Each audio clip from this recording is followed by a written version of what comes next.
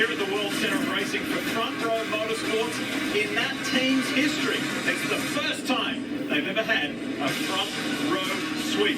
Continue to look at the grid. You'll see your favourite drivers as we get closer to a start. We kick things off with Dave Burns. Dave-o?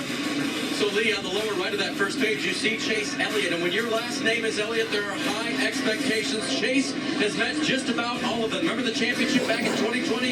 You bet. Here at Daytona, he won in 2016 in the Xfinity Series, but he doesn't have that Cup win here at the World Center of Racing. Dad Bill, he's got 2 500s, and he's won this race twice. So Chase looking to win that race and up his chances to be the regular season champion after next weekend's race. Kim?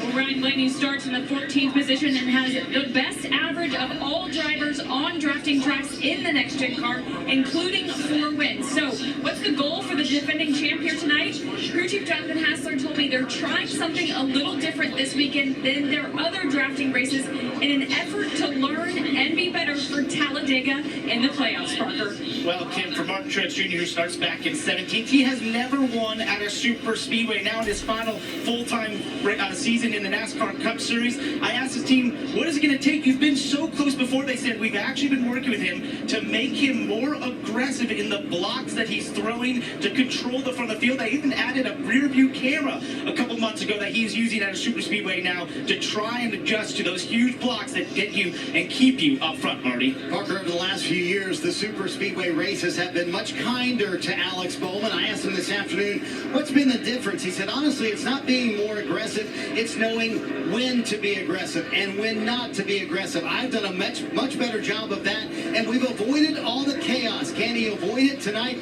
That's the big question. Bowman is already in the playoffs, Diff, with a big win in Chicago. He'd love to add Daytona to that list tonight. Yeah, he'd love to go one better than what he did in the Daytona 500 earlier this year in February, wouldn't he, Marty?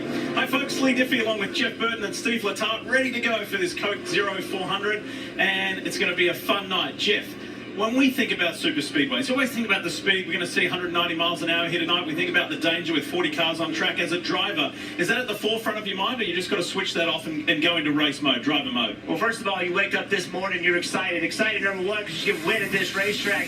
But you are also nervous because of these types of events. When you race here, you know you can be minding your own business, doing everything right, and things like this happen. Look at Ryan Preece flip through the infield.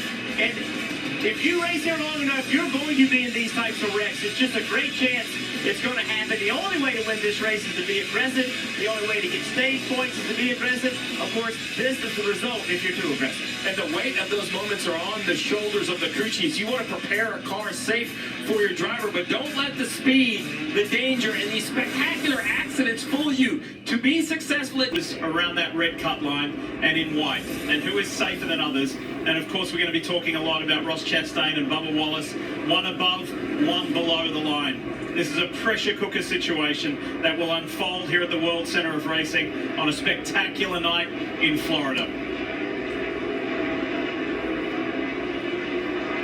It was a really special time for Front Row Motorsports yesterday during qualifying with Michael McDowell and Todd Gilliland putting it on the front row. As I mentioned earlier, a sweep for Front Row Motorsports for the very first time. Let's go inside the 34, have a listen to some recent radio.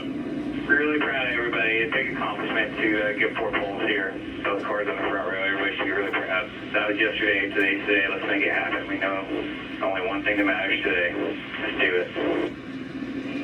I spoke to Michael McDowell briefly last night via text, and he said, today's not want to win, I have to win. And you heard it. That's their intention right here. They know they have to win if they want to make the playoffs.